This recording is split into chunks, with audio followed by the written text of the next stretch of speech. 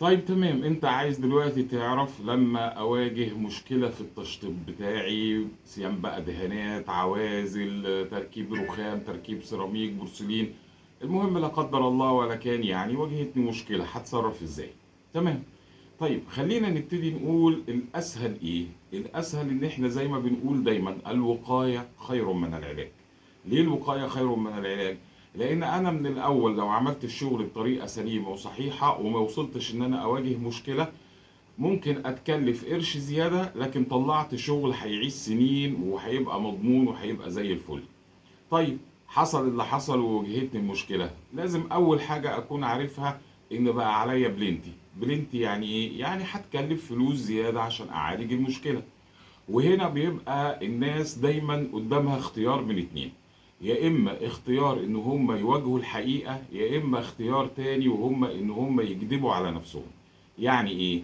يعني أنا عشان أواجه الحقيقة يعني هقول إن فعلا في مشكلة وإن المشكلة دي لازم تتصلح، او ان انا اكذب على نفسي واقول لا ده مفيش مشكلة والدنيا زي الفل وهتعدي وخلاص. في الحالة الاولانية ان انا واجهت نفسي، يبقى انا هضطر ان انا اصلح المشكلة بتاعتي. وهنا برضو لازم نخلي بالنا، في ناس بتصلح وبتقول لا هصلح بقى، يبقى اصلح مرة واحدة بصورة سليمة. انا مش كل يوم بشطب شقة ولا بشطب فيلا ولا بشطب عمارة او مول، فلازم اصلح بطريقة سليمة. وفي ناس تانية بيقولك لا لمها عشان المسائل تعدي وخلاص. برضو لازم انا اكون مقتنع ان انا وقت ما هلمها هعملها بصورة، ووقت ما اعملها بصورة صحيحة هتبقى بصورة تانية. وهنا تكلفة وهنا تكلفة. لازم الزبون ولازم الصنايعي ولازم المقاول ولازم المهندس يكون على قناعة تامة ان هو صاحب القرار لما بيبقى فيه مشكلة.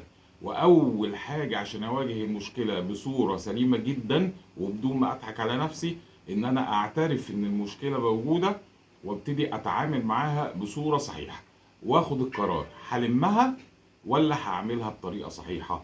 ونرجع نقول الوقاية ايه خير من العلاج. يبقى بدل ما انا اخش في مشاكل والاقي نفسي هتكلف زيادة، يلا بينا نتعامل بصورة سليمة من الاول.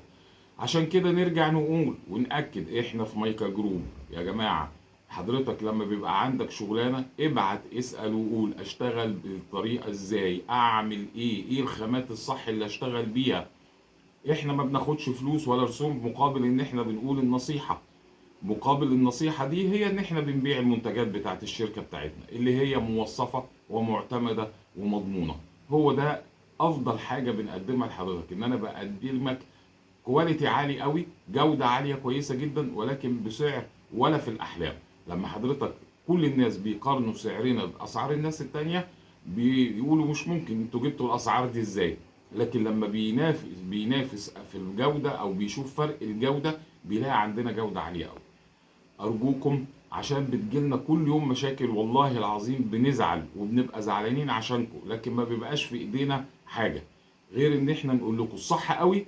وفي الاخر القرار بيبقى عندكم، عايزين تعملوها وتعالجوها صح ولا عايزين تلموها. دمتم بخير وما تنسوش اللايك والشير، واحنا تحت امركم في اي وقت. والسلام عليكم ورحمة الله.